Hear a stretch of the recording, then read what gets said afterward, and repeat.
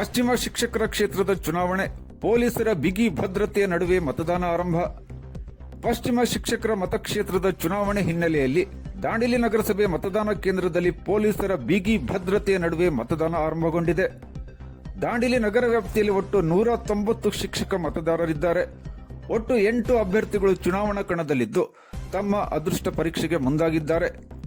ಪ್ರಥಮವಾಗಿ ಹೇಳುವುದಾದರೆ, ಸೋಲಿಲ್ಲದ ಸರದಾರನೆಂದು ಶಿಕ್ಷಕರ ಕ್ಷೇತ್ರದಲ್ಲಿ ಗುರುತಿಸಿಕೊಂಡಿರುವ ಬಿಜೆಪಿ ಪಕ್ಷದ ಅಭ್ಯರ್ಥಿ ಬಸವರಾಜ್ ಹೊರಟ್ಟಿ ತಮ್ಮ ಸತತ 8ನೇ ಗೆಲುವಿನತ್ತ ಸಾಗಿರುವುದು ಮೇಲ್ನೋಟಕ್ಕೆ ಕಂಡುಬರುತ್ತಿದೆ.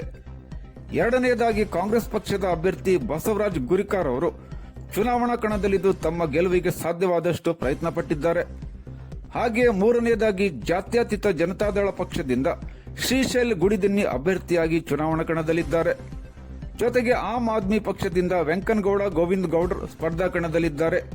ಹಾಗೆ 4 ಪಕ್ಷೇತರರು ಸ್ಪರ್ಧಾ ಕಣದಲ್ಲಿದ್ದು ಕರಿಬಸಪ್ಪ, ಕೃಷ್ಣವಾಣಿ ಶ್ರೀನಿವಾಸ್ ಗೌಡ, ಫಕೀರ್ ಗೌಡ ಕಲ್ಲನಗೌಡರ್, ವೆಣಕನಗೌಡರ್ ಶಿಕ್ಷರ ಕ್ಷೇತ್ರದಲ್ಲಿ ತಮ್ಮ ಅದೃಷ್ಟದ ಪರೀಕ್ಷೆಗೆ ಮುಂದಾಗಿದ್ದಾರೆ. ಮತದಾನ ಕೇಂದ್ರದ ಮುಂಭಾಗದಲ್ಲಿ ಬಿಜೆಪಿ ಮತ್ತು ಕಾಂಗ್ರೆಸ್ ಪಕ್ಷದ ಕಾರ್ಯಕರ್ತರು ಬೀಡು ಬಿಟ್ಟಿದ್ದು ತಮ್ಮ ತಮ್ಮ ಅಭ್ಯರ್ಥಿಯ ಪರ ಮತಯಾಚಿಸಲು ಅಂತಿಮ ಹಂತದ ಕಸರತ್ತು ನಡೆಸಿದ್ದಾರೆ. ಸಂಜೆ 5 ಗಂಟೆಯವರೆಗೆ ಮತದಾನ ನಡೆಯಲಿದೆ.